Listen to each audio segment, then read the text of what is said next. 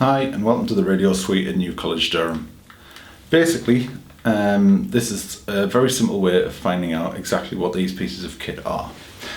So here we have something called an audio mixer, and on here you'll have lots of different levels, and that basically allows you to change the level of your input from your microphones.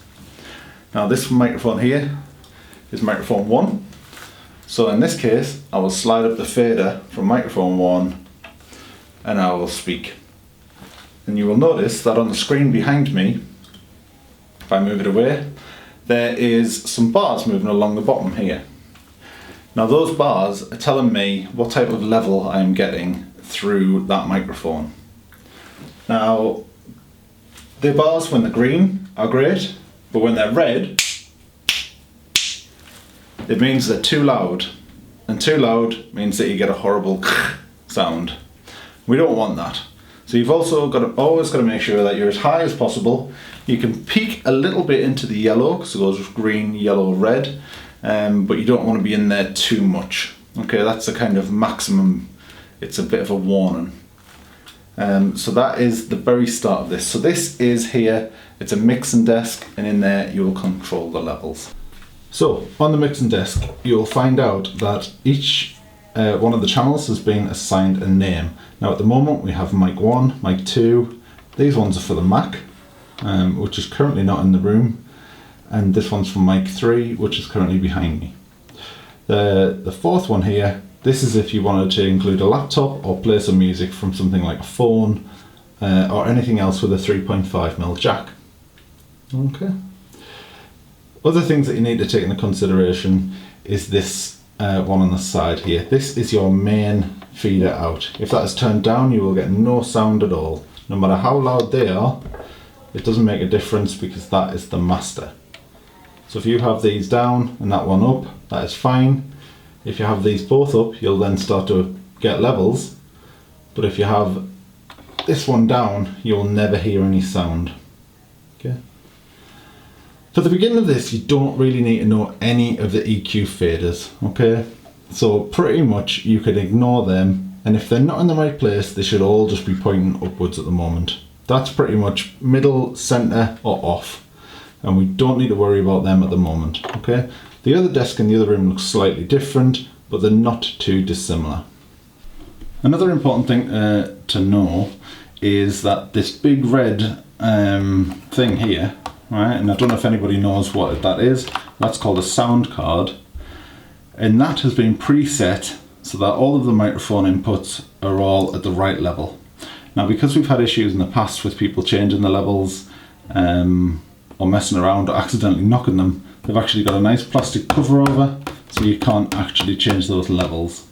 Okay, so this bottom one is the sound card, and that's connected to the computer via Thunderbolt.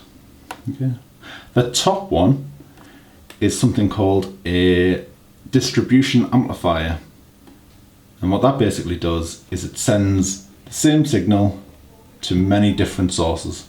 So it could be something that you would have in a shop if you had some music playing in the main front. You wanted it in also the changing rooms, or maybe in different parts of the shop.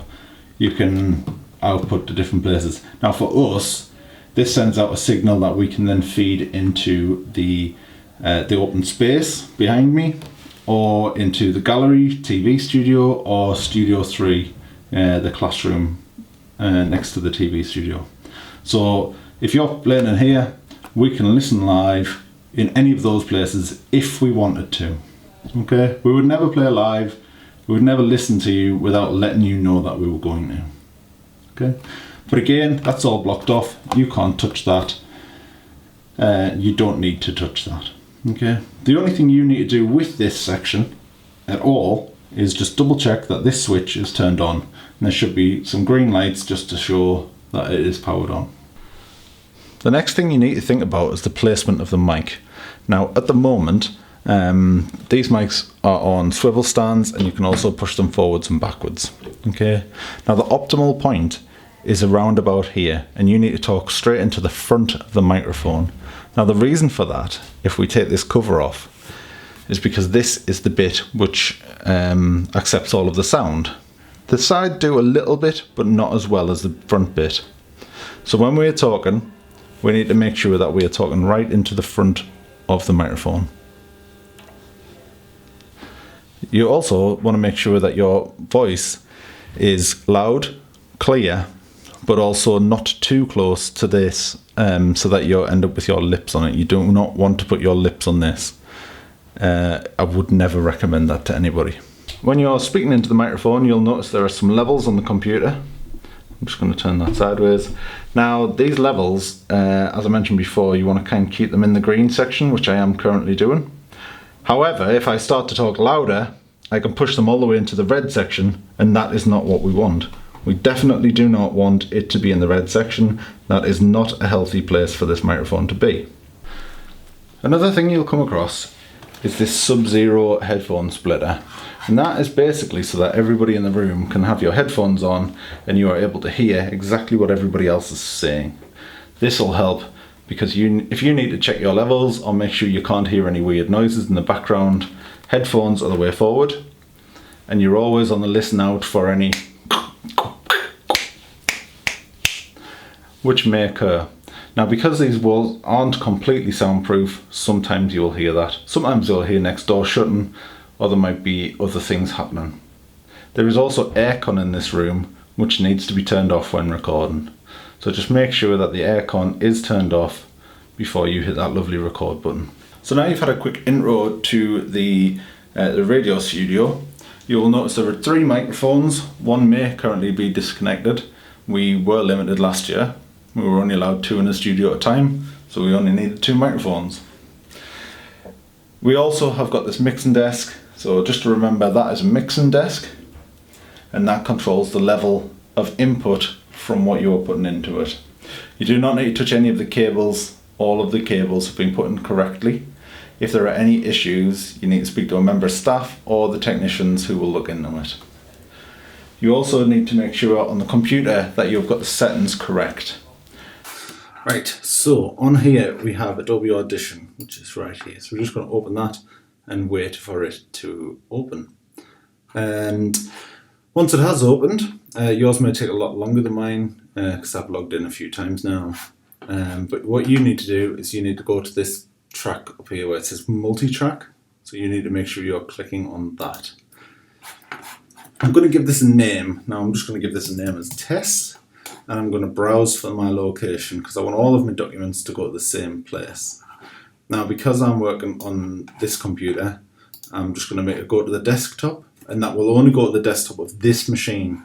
When I move, it will not go to the desktop of any other machine.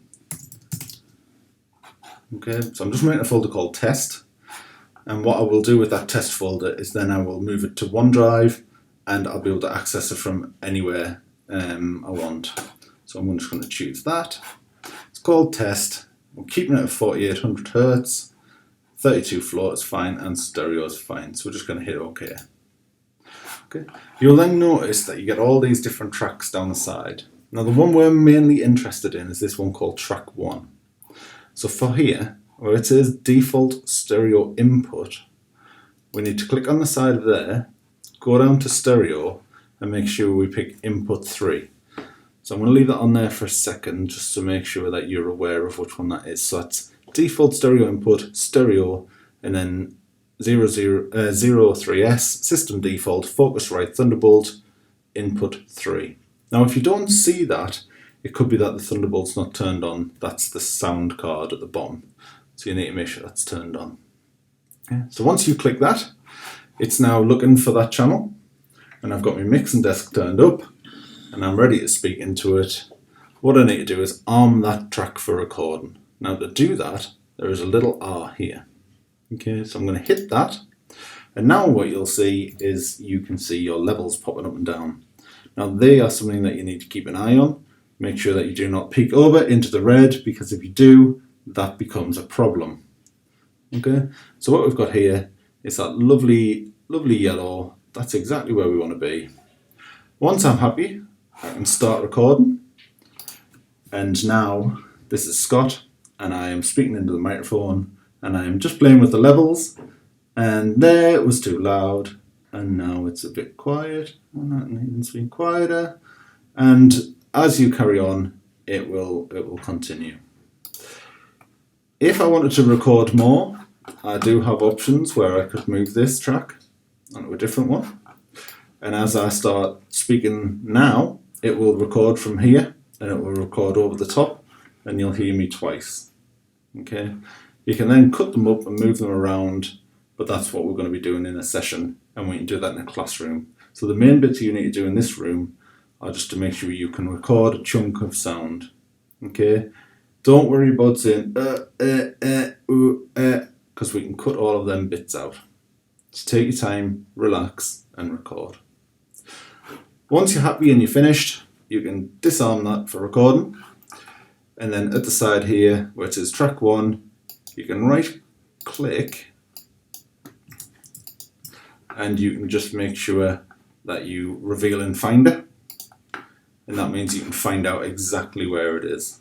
Okay, so I'm going to stick that in that folder on the desktop to make sure that oh look, beautiful, it's in the folder that I wanted already. It's got me recorded, so that's brilliant. So I've just made sure that's there, and once I move this big folder test, it will transfer across. Okay. If you come across any issues, please contact a member of staff or our technician. Thanks now.